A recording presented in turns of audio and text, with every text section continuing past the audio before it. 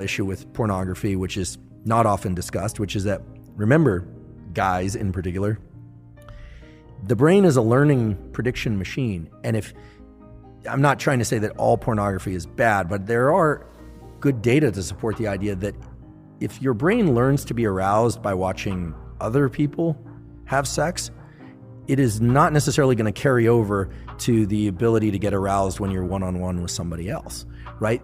Especially young kids who are consuming a lot of pornography, the brain is learning sexual arousal to other people having sex. So you're going to program yourself into being a voyeur? Or just create challenges in sexual interactions with a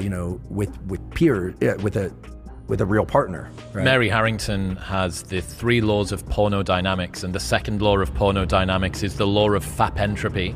And it says that whatever you start out wanking to will get progressively more intense over time. And I think that this is sort of speaking to that ever sort of escalating amount of the wildness that you need to watch in order to get an ever decreasing stimulus that comes back. Yeah, and here I'm approaching this only through the lens of biology, right? I'm not a psychologist, and I'm certainly not political in any way. At least not.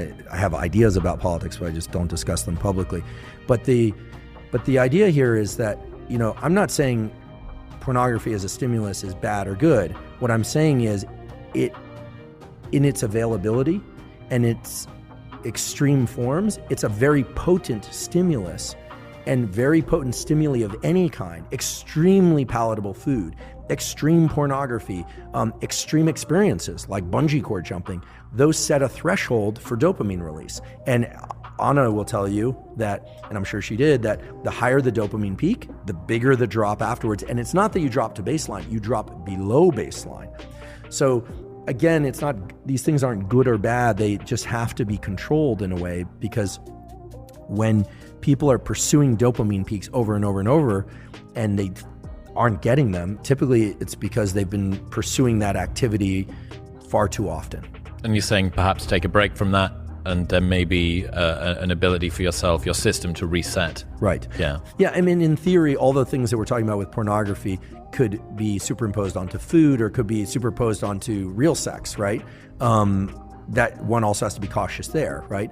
But the cycling back and forth between dopamine and low dopamine states, dopamine fasting as it were, but maybe just low dopamine states, these are natural rhythms that exist in the nervous system. We have to remember what the dopaminergic system is there for.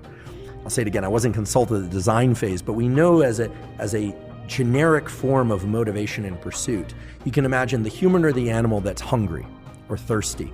It needs energy to go pursue the thing. So the idea that you have to eat in order to get energy, that's true, but you need energy in order to get the thing to eat. So our nervous system has energy also, that's dopamine and epinephrine.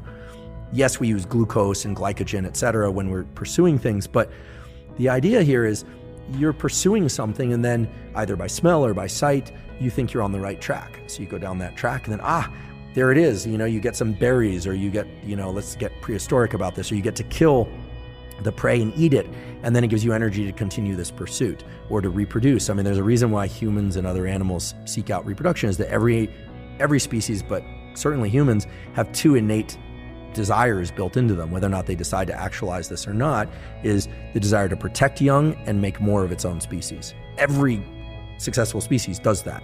Even if people don't have children, in general, people care about children because of what they represent. Very few people dislike children. I mean, there are a few mutants out there that dislike children, but you always worry about those kinds of people.